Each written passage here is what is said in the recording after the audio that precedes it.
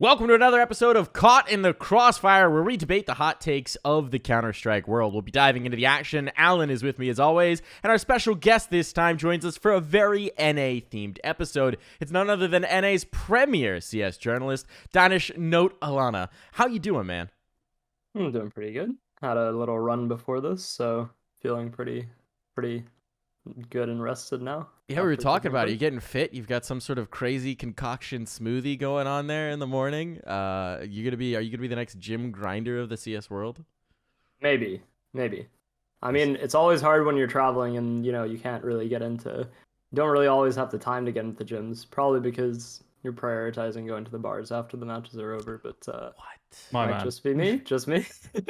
We would never. We would never. No, me it couldn't specifically, be us. I would never do that. That would never be my priority. Well, let's dive into the action here. Let's not waste too much time. Let's get into the meat of it. We've got a very NA focused episode right now. Obviously, the group's in Pro League right now. A lot of NA teams. We got the America's RMR coming up in just a little bit, and so we're trying to figure out where these teams lie. And we're gonna start out this conversation talking about Liquid. Liquid right now, as of us recording this, just 2-0 stomped EG, so that sets this up very nicely for this conversation. They're ranked number 3 in the world, according to your publication's rankings there, Note. Are they a top 5 team? Is this a legit top 5 team with this roster of 5? I'll let you take the floor first, Note. Yeah, I think at the moment they're definitely absolutely a top 5 team, specifically because I don't think Mouse, Movistar, Astralis, any of these teams are among the top 5. And so there's a lot of space actually for them to filter into that kind of space. I think when you're actually looking at it, the teams that could be above them would obviously be FaZe, Na'Vi. But then you have Vitality kind of rising up, able to kind of contest with that spot. But otherwise, what other team would really filter into that spot? Maybe Cloud9, but they don't play in they don't have a partner slot in Blast, and they only really play in EPL plus the extraneous tournaments. So it's going to be really hard for them to challenge in that spot as well. But I think that among the top 10, there aren't really teams that can unseat Liquid from the top 5 right now, outside of the main top 3 teams, I guess, in the sense of FaZe, Na'Vi, and then maybe Vitality. But otherwise, in the form that they're in, they definitely look like they can consistently contend for that. Obviously, G2 is on the rise as well, but again, that still only makes 4 teams that could possibly sit above them. So I would say they're pretty stable in the top 5 right now in their current form. Stable in the top 5. Alan, how are you feeling about Liquid? I'm a little bit down on Liquid, Mike. Okay. Got to be honest. I think the first thing we have to kind of premise here is that HLTV rankings, we'll all agree, is not actually an exact science. So I don't know what you're talking about, Alan. Okay, agreement there. But for example, a Cloud9, just because they don't have a blast spot, can't potentially get that high very easily. Doesn't mean that in our heads we're not going to put Cloud9 a long way up there. So yes. In terms of where Liquid's going to pan out, I think they're going to really struggle to stay in a true top 5 in the world. I think OC's had a lot of problems actually recently. I think when he first came into the team, he had a rough few events, those first 2. And then he had a really good Pro League, actually, in March. And since then, he's been really up and down. And for a player that looks like at the start of the year, he was finding his feet, getting more aggressive, being more proactive, I think he's gone backwards. I think he's now more reserved and less able to push himself. And I was watching some of Liquid's games, and he's making pretty, amateur mechanical mistakes that I really wouldn't expect for a player like OC that I know can play a lot better. So I don't know what's going on with OC, but I am a little bit concerned, and you just not going to stay in the top 5 in the world if you don't have an elite kind of caliber AWPer, because it's just the most impactful role in the game. So that concerns me a little bit. There's also the question of this role problem between Yakindar and Elige, and I went through a lot of their games, and it actually varies a lot by map where they're pushing these players around. I think for the most part, Yakindar is lurking T-side, and it's not Elige. But yeah, I mean, one of them is always going to have to make some sort of sacrifice, and I think it can work, but it's just a little bit tricky. You're not necessarily using both the players fully to their advantage, so that concerns me a tad. And there's also a slight angle, and it's hard to really talk about this when you don't know the personalities, but the sense I get is that if Elige is not in spots he likes that much on some of these maps, and they start losing, it could come out the wrong way. And then you've got real problems in this sort of team. So those are my main concerns, really. It's the role clash, it's OC, and then maybe their overall calling looks a little bit boring to me. Whereas if you want to be a top 5 team in the world, you have to have a lot of intricacies, a lot of interesting plays, and I'm not sure Liquid brings that right now. They play good, solid Counter-Strike. They'll be top 10, but staying top 5, Mike, I'm sorry, I can't see it. Any rebuttal there, Note? I'll dive in. I otherwise. think I would agree with the sense that OC has had a down event in the sense of EPL. I don't necessarily think that his form as a whole has dipped too much. Like he had a pretty good blast groups. Cologne, he was a little bit down, but at the same time, like I think as long as OC remains a consistent opera, he doesn't have to be a world-beating opera. Not every team necessarily needs that. Specifically for me, because Liquid have the trio of Yakinder, Nath, and Elige. Like, that is a very scary rifle trio. You really don't need OC to take over games when you have that kind of star power. You need him to be consistent, and he hasn't been in EPL so far, which is why, for example, we saw them struggle versus Movie Star Riders yesterday. But I don't think that it's a factor that will stop them from being consistent top 5. I also don't really agree about the role clashes with the Legion of Kinder, because yes, there are some, but I don't agree that it's having a considerable impact on them, because since Yakinder joined the team, Elige has felt unleashed in terms of how he's playing on the server as well. Like, I don't think that, yes, in one sense, they are having to swap around positions, but you're not losing the impact because Yakinder is able to put up the same kind of multi-frags that Elige is at the same time.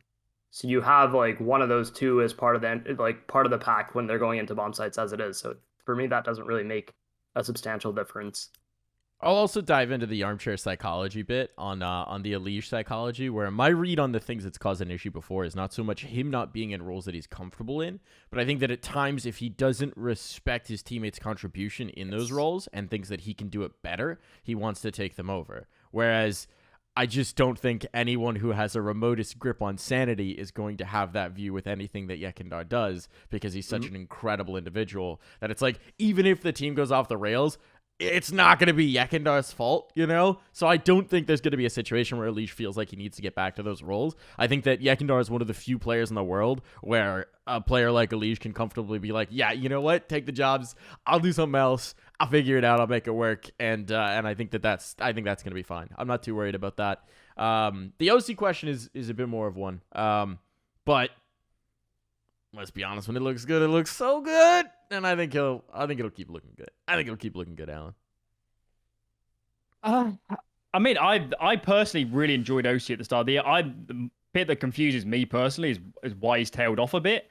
My hunch is that when you bring in a player like Yakindar, there's quite a strong tendency for him to be very vocal and quite boisterous. And in terms of who's talking a lot at the start of a round, maybe OC feels a little bit I don't want to say marginalized, but you get what I mean in terms of like he's a bit overruled by these other personalities. That's my read from the outside, is that the OC maybe isn't as confident now taking the space when he should be. I don't think he should have changed a lot from the start of the year, but that's why it's kind of not necessarily him coming off is the problem. It's more the indication of, I don't know why it's happened, and maybe there's a bigger intrinsic problem.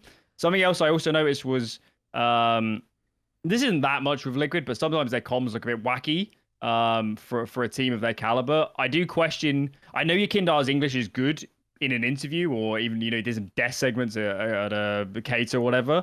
But there is a bit of a difference when you're in a match in a high pressure moment, speaking really fast and having them equally understand your slightly accented English. So I think that's also a bit of an angle. I don't think it's a huge thing, but surely there's got to be an adjustment period for Yakindar playing in this environment when he's played for so long in kind of fully Russian-speaking lineups. So I will say, Yakindar gave an interview that just came out earlier today on Dust 2.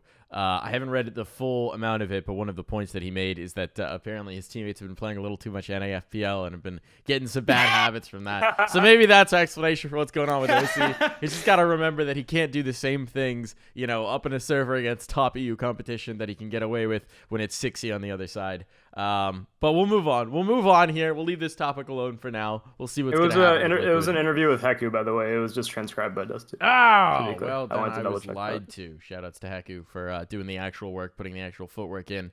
And Ryan for yoinking all of the credit there. We'll move on. Yeah, let's talk about complexity. Let's talk about another North American team that's had some really promising results. They make it through Pro League. They came off the ripper with some really good matches, besting Astralis, making their case to be a top-end team. Is this team, with Halzerk added in, is this enough of a change to make complexity a top roster? Are they an international competitor now? Note your thoughts. Yes, I think complexity beforehand was able to contend in matches, but they weren't an international contender. And for me, that was because I think one thing that they will have to resolve even with this Halzerk roster is that they have a penchant for choking a little bit deep into matches. Like the number of times I've seen them go up like 14-10 or 15-11 or like up by 4 to 5 rounds towards the end of matches, and then they kind of just like they lose an eco or they lose a 3v3 retake and then they lose the rest of the rounds in the map and then lose an overtime or whatever. That is something that I still think that they'll have to resolve even with this roster. I don't think they're fully over that yet, but having Halzerk makes a massive difference to this team in the sense that it opens up it not only gives them a consistent opera, because I think we all know that Junior was not playing well throughout his tenure. I think it's not just that they're now getting a consistent opera to be able to work off of. It's giving the other players more room to actually flourish. So I said this at server time, but something I knew beforehand is that Fang had to change some of the positions he played back when Junior was on the team, because Junior wouldn't like intuitively react off of certain situations or like flash for him, or kind of like he would have to be micromanaged, and Fang couldn't do that while kind of focusing on the kind of fragging that he was putting up beforehand. If you remember, like towards the start of last year where he was playing really well. And so they kind of had to rebalance those roles, and JT ended up taking some of Fang's positions so that he could micromanage Junior a little bit more in terms of like what needs to throw sometimes, or like how to position himself in certain situations. And for me, Halzerk is just miles better in making those decisions on his own. And you can see that they've already swapped up some of those positions back or changed up some roles as well. And Fang also has been playing better in this whole period. Grimm's also stepped up on his own. So I think it's not just the fact that Halzerk's going to be a more consistent opera for them. It's the fact that it's unlocked everybody else on this roster to kind of focus on their own game a little bit more. And also, obviously, when you have an opera who's actually hitting their shots, you're able to just do a lot more. So I think for that, it makes them an international title contender. I don't know how long. I don't know if they're that quite yet. I think it'll take them another like maybe 3 months or so to actually hit that point. But I think that they're well on their way to do it. Alan, how are we feeling? Let's start with Halzerk, because Halzerk, yeah, he's definitely better than Junior. And from all the angles of, he's just going to be a much more consistent person, honestly, inside and out of the server. It's going to make them better. It's going to make them more consistent. The one thing about Halzerk, I mean, if we're having a conversation if it is coL going to be better with this lineup, it obviously, there's obviously no debate. They will get better. But I think the real conversation we're having here is maybe top 15, borderline top 10 is maybe where we'd really like a team under this org to be. And that's where I have a problem with Halzerk, is that I don't think his ceiling is that high. I don't think he would have gone to a very good EU team. Even Endpoint, for example, I don't think Halzerk would have been on their radar as a player, because he's just sort of lingered at the same level for a while. He played on that Dig team for ages and never really stood out. Admittedly, the team was pretty bad, but he had plenty of opportunities to have huge tournaments, and I didn't see it from Halzerk. So I agree, he can be very consistent, but in terms of elevating this team loads, I can't really see it. But I do think there probably were better options. Might have to break a contract, but there probably were better options, and coL obviously has some money. So Halzerk concerns me a little bit. The big concern, though, is actually Fang. Fang has the best spots on basically every map. He's clearly put in position where they expect him to get a lot of kills. T side, he's in the middle of the map. He's expected to open up rounds, and he's not having that much success right now, which confuses me, because he was so good last year on Extra Salt, and he's had some very good events on Complexity, even in the junior lineup. So I don't know where Fang is, but in his positions, if he's not having impact, and we're talking really against the top 30 teams here, it's going to be really hard to win. You're going to have a really tough time winning some of these games if Fang isn't playing well individually when he's given all of this space. When I look at the team, I think Grim's by far the best player on this team. He has a lot of anchor spots. He lurks a lot of places on T side, and he has a lot of great individual talent and ability. And I love how it just completely shits on the Liquid storylines of him not being able to play these positions because he looks great now. But whilst Grim looks great, I think Floppy's good. Fang's just not there right now, and when he's given this much opportunity, I think he has to capitalize a little bit more. So I don't know. Yeah, Fang for me is probably the biggest limiting factor in this team. I just can't see how they're going to get that much higher if a player that should be their star player isn't having that impact right now. I don't think Fang is their star player. Grim is 100% their star player. Fang has kind of always played more of an entry role in that team as it is, and that was kind of his traditional point and the more aggressive like kind of positions, but not the star positions. He was never their main component in that sense. So I don't think that's true at all. I think Fang is like should be probably their third fragger, and in order it would be Grim, Floppy, Fang, I would say. And Fang is usually going to have the worst stats because he's the one being sent in first in a lot of different strats that they have. On top of that, OC excelled in this exact system that JT ran for multiple years, and the entire system that JT and TC create is entirely set up to make their Opper excel. And I think as Halsdorf gets more comfortable in that role and in that kind of system, he's just going to play better and better, regardless of, you don't need a super high ceiling to be able to play well in the system because they set you up so well. Like, OC obviously played incredibly well because he's a sick player as it is, but the system also helped him fit into that. And I think giving Halsdorf that kind of support will make him enough of an impactful player to kind of consistently put up like 1.15, 1.18 ratings. And I think that's suitable for a team like this when you have Grim also fragging out, when you have Floppy being like the junior NAF kind of deal. So I think like for me, this team, I don't know like where they'll peak in the rankings, but I think they can definitely be like an upset team that can contend for titles occasionally. I don't think that they're going to be one that's going to always be like a semi-final team or something like that. But I definitely think that if they get a really good run at some event, they could just take the title away. I have a couple things I want to ask and push back on a little bit. One, with the Halsdorf conversation, you remember, Alan, what that Dignitas team was like. I do think there's a facet of your assumption about Halsdorf that's built around a Dignitas team that, at a Challenger event, one of our fellow broadcast members were described as having the absolute worst T-side he had ever been forced to watch. So that team was real stagnant. They were fine, but there were no chances to shine within that roster. That was a retirement home roster, and I don't think Halsdorf got his run there.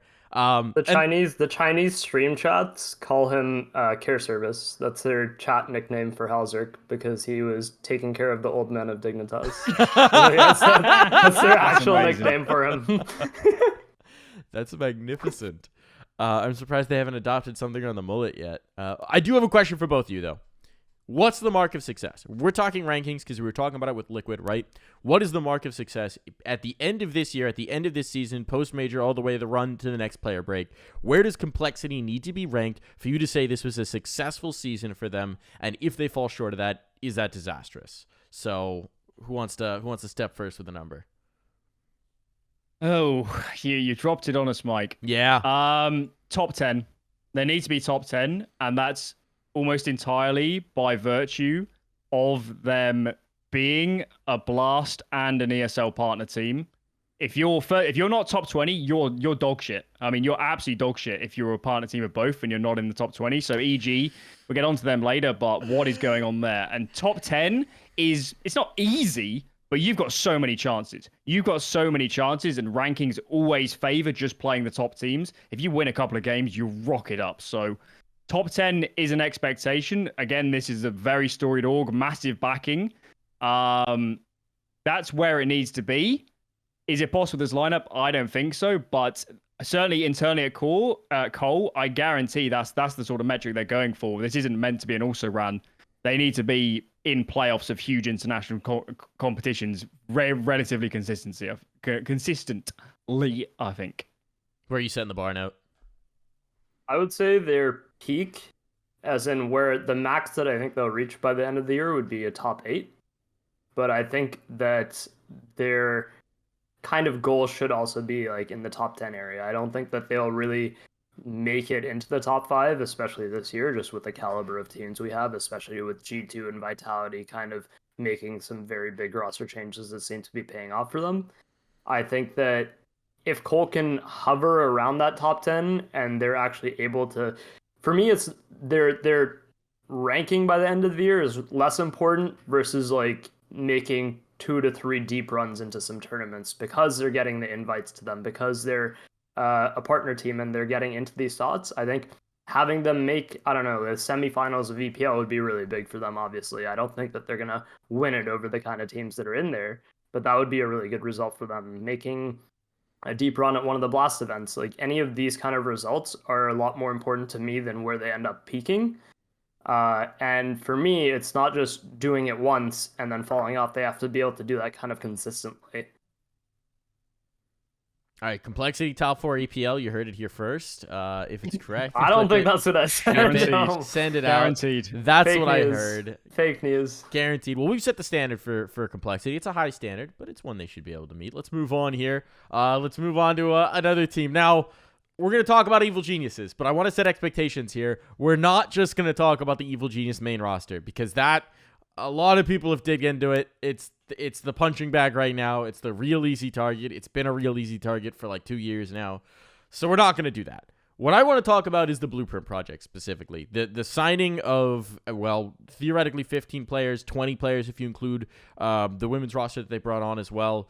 This is one of the most ambitious undertakings just in sheer number of players involved and sheer number of coaches as well. They've just brought back Malik in addition to Vorborg. There's a lot going on there in the coaching staff. So my question is the Blueprint project good for the North American scene?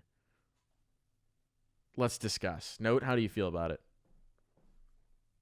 I'm very much on the fence about this. I think that it came at a time where you had a lot of orgs that were not entering CS, and you had these players kind of just consistently floating around, never being able to get signed to a team. So in one sense, I think it's good for the players to have that kind of backing and support. But as a whole, I actually don't think it's good for the region. Yes.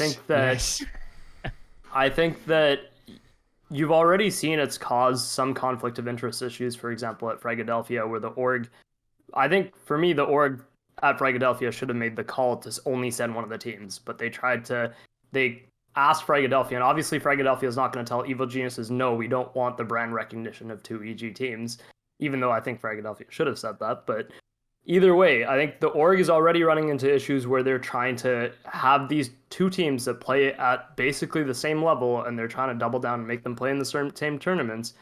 And that's just, it's a rough path to go down, because you're never going to be able to get them to play in subsequent tournaments together like that.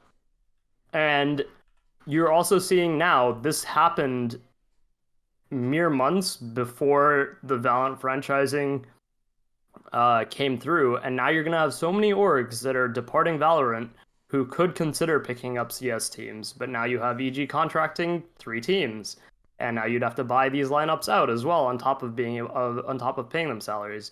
Not that I don't know how expensive they would be, but I think like in that sense, some of these orgs could have acquired some lineups in CS for very cheap and kind of given it a try and see how it went. But that might not necessarily come through now. You also have these, I don't know, I just don't think that one org having 3 teams is beneficial to the scene as a whole. Like it's not, what, if you think about it, like what tangible value is them being signed to an org kind of giving them right now? It's not like they're playing in the same kind of events. Yes, okay, do you have like EG being sent to Melbourne or whatever, but they're also qualifying for those. So it's not like they're getting opportunities that they couldn't have otherwise. So for me, like, it's the org is benefiting off of, like, I wouldn't even know, actually, to go back on that, I don't know if they're actually benefiting off of having these teams as a whole at all. Like, I don't know if they're winning the PR side of it. I don't know if they're clearly like spending more money by even having this team in the first place. So I don't think it's offering like much all around, except for giving these players somewhere to call home and actually have a salary and perhaps like not leave to a different title or whatever. I'll take the other stance, but I'm gonna let Alan get his points in first because I'll dive in. I'll dive into this. But Alan, you want to jump on first? Yeah, if you've got points to add in, yeah. I'll get it all together here. So I'm enjoying this because I know that you'll be against some of these angles. Obviously, the one big positive you can frame of this is giving Carpe Diem and Party Astronauts essentially the opportunity to play professionally, and have organizational backing, support staff, whatever boot camps. But even from that raw angle, if you come at a position of, okay, there's a certain amount of sponsorship budgets, maybe even VC money in the NA scene, is this how we want to allocate it? Is ultimately for EG when they're paying these players, it comes, I know for them, the money can be spent anywhere, but there's a layer above where these sponsors are looking at these teams and thinking, is this really how we want to allocate our budget? Is this really how we want to get money into this scene? Because clearly, as we know from other games, there's a lot of opportunities to get a lot of money into NA teams, and it's really, especially versus Europe, it's always inflated the salaries quite a lot. So that's my first angle is, it is good for these players to be salaried, but this isn't a great allocation of money for the scene. Maybe even if they were just playing for different orgs under the same sort of salary, it would be a lot better. I mean, they're having to pull out of tournaments, the Party Astronauts team can't play in Challenger League and things like this. So that's the first thing. The other angle is, like, as Nohte said, like, what is the value of this to EG? We've had one player come up, make a jump through the ranks. I don't see any of the Party Astronauts players getting a chance on the first team. So what really is the point when we're not moving players up? And that Party Astronauts team hasn't done well internationally. So I wonder when they're going to get the axe at the rate they're going. Carpe Diem for me is more players with potential. So maybe there's an angle there. But, you know, if you look at European sides, we have a lot of academy systems. The whole metric of success is either you promote to the main team or you get a chunky buyout when you sell one of these players. And I didn't see any of these players getting sold. Really, maybe there's a couple on Carpe Diem that are a stretch. But out of that, I just don't see any universe where EG gets a return on investment at all here. And we won't get into the first team, but across the board, I mean, what is going on? Who signed off on this? Because this is probably the biggest waste of money I might have ever seen in esports. It's really that bad. I also think both Device. Teams have a... Both teams can't Device. even play in the Academy League, I'm pretty sure, because their average they're age is probably too too high old, yeah. anyway. Yeah. Now it's true. All right. Let me dive in here because you guys are creating, I think, a false narrative where you're saying the choice is either these two teams are signed to Evil Geniuses or they're competing in other opportunities within the scene. What other opportunities? There ain't shit. There still ain't shit. Maybe orgs will come back now that Valorant's gone franchising and no one has a slot. Maybe. But they haven't so far. We'll see. I would love for that to be the case. But when these teams got signed to Evil Geniuses, the choice they were making was, am I going to continue to pursue CS professionally or am I not? That's realistically it. The Party Astronauts guys had come to the end of the rope. They'd qualified to events. They'd played. They'd competed. They had not gotten a sniff. I know that there was an end of the road for some of those guys. Some of them would have stuck around, sure. But there was an end of the road where you're 25 now. You got to figure something out. If there's not going to be an opportunity in CS and this thing that you've been pursuing, eventually you have to make a change. For the Carpe guys, I mean, they were in college, right? Wiz was full-time in school. Axe, their coach, was full-time in school. This presented an opportunity to actually focus in on CS. And if you think, you could do both, yeah, you can. It's hard. If you look at Wiz's individual statistics from last year and the year before, the drop-off is severe and obvious. And the difference between those is he went to college. That's the difference. That's the fundamental difference. He did not have the same amount of time to commit to competing. Now that he's signed to Evil Geniuses, full-time. Took a leave of absence from school, is focusing on the CS. So it's not a question of would this money be better spent somewhere else in the scene. Because it wouldn't have been. It wouldn't have come through. No one else is getting this sponsor money. This is fat VC capital coming through from Evil Geniuses, and they're willing to spend. I can question some of the decisions. I'm a little confused by why you have 3 coaches for the main team, apparently, or everyone's 1 coach. There's 5 coaches for 3 rosters. Maybe 6, actually. I don't know if the women's team has a coach signed to them. It's Vorberg, or not Vorberg.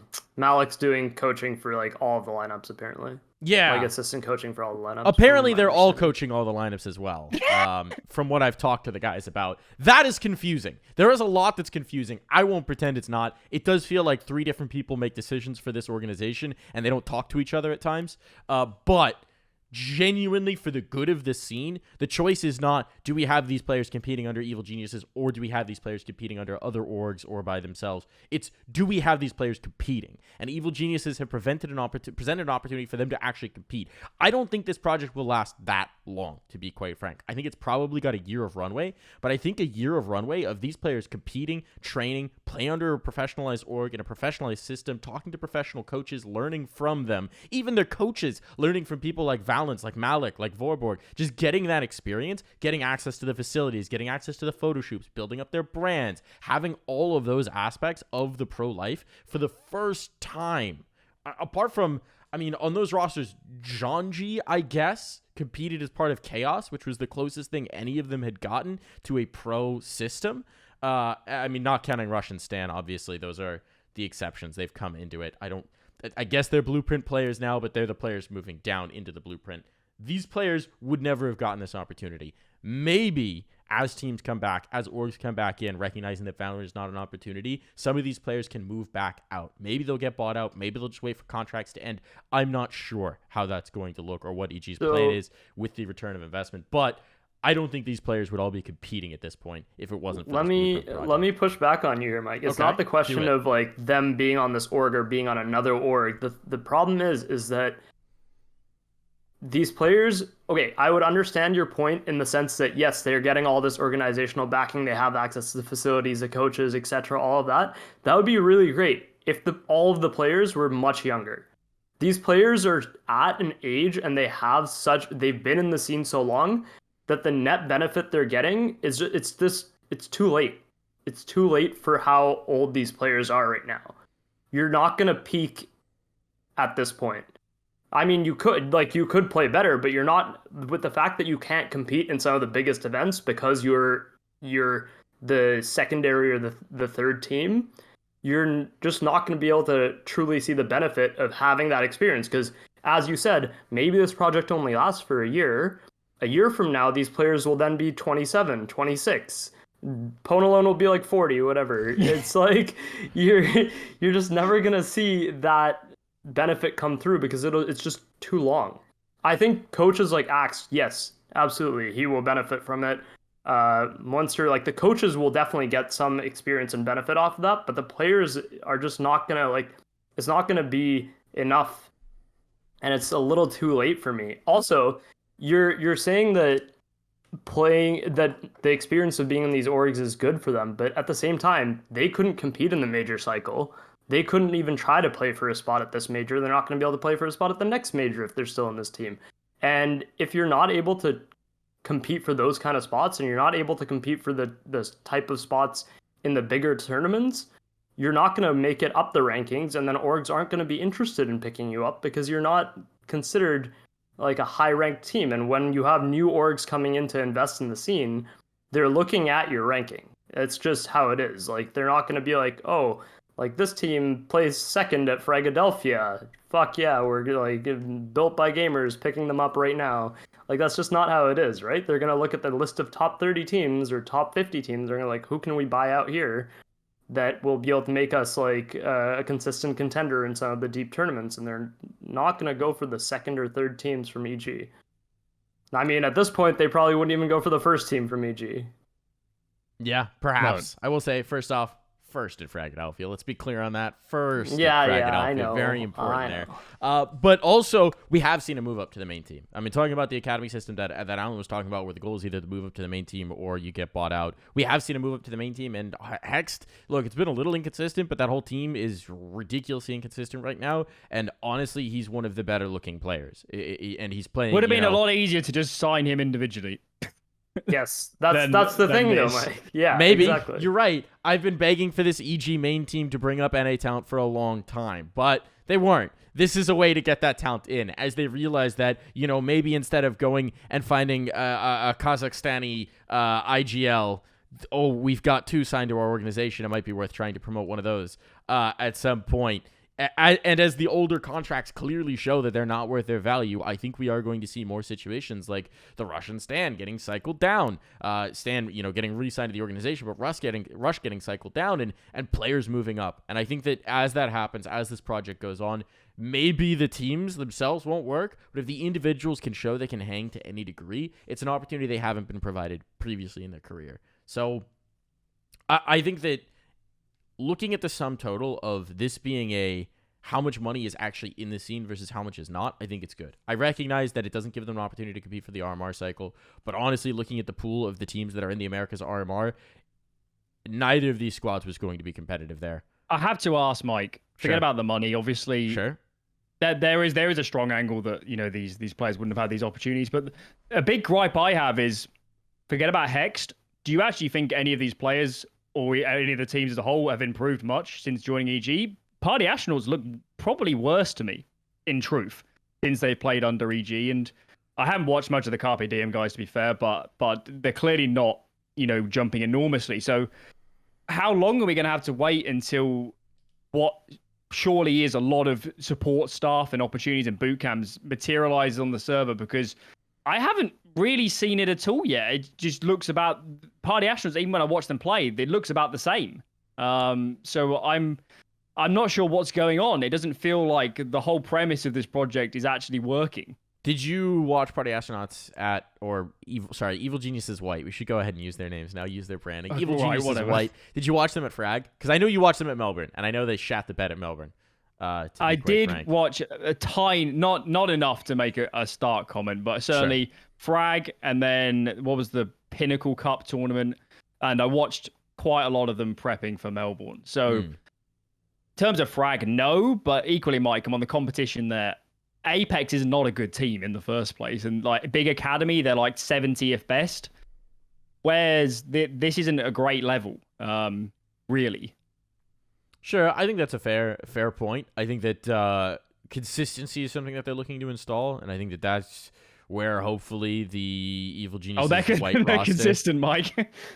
we'll raise their level a little bit. But no, I do think this team can improve, and I do think this team has improved since the signing. But I think they've also been learning a lot in terms of new systems and new approaches. I would say also, to clarify my earlier point about age, I was specifically talking more about EG White versus Black. Yeah, I fair. do think that out of the teams, EG Black will be the one that gets the most benefit. Yeah. Because they have the younger players, and they have Stanislaw and Rush able to kind of like show those players the ropes and give them a lot more experience. That is a project I can get behind, because you have someone like Stanislaw and Rush able to actually lead those players in the server and show them something. That's kind of what I always wanted to see out of like any teams and like older players who are not excelling in the top scene, to kind of come down and show some of the new players the ropes. But for me, EG Black doesn't really have that. Like, you have the same players who've hovered around like NA for a while, and they're getting the org opportunity, but I just don't know if it'll be beneficial in the long run. Like, I like the players, don't get me wrong, like as people, but I just think that it's not going to be a net benefit to them in the long run. I think it's a valid point. I think it'll also be interesting to see if that EG White team gets basically left alone to be the secondary competition team, or if they actually do wind up rotating players in, and what that looks like, if it happens, when it happens, whatever it is. But I think for now we've probably done this topic in a little bit. Unless anyone has any last points, I think we're good here. I would just say I think DJ's good. He's actually a good player. So if you're going to give anybody a chance, DJ is good. Give DJ a chance, because he plays hard roles, he gets good numbers, and for me, he's the most cerebral player probably on that team.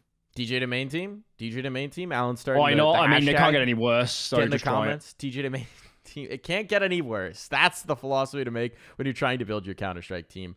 I think that's going to wrap up our show here. We did have a fourth topic in case we needed it, but we have well filled our time here. Thank you so much for coming on the pod, Nohte. It's been a real pleasure. If you're not familiar with Nohte, you can read his work on HLTV.org. You can follow him on Twitter on twitter.com/Nohte, exactly as it's spelled there, @Nohte. And you can listen to his podcast. It's Server Time. Did I miss anything that I needed to plug here? Oh, I think you got it covered. Got any articles coming out? I have one about Stewie 2K's career and drop off coming out soon. Oh, Nice. 2K's More NA career bashing. and drop Nice. off. More NA optimism. Give that one a read when it drops on HLTV. Thank you so much for joining us again. Thank you for tuning in, and we'll see you on the next Caught in the Crossfire.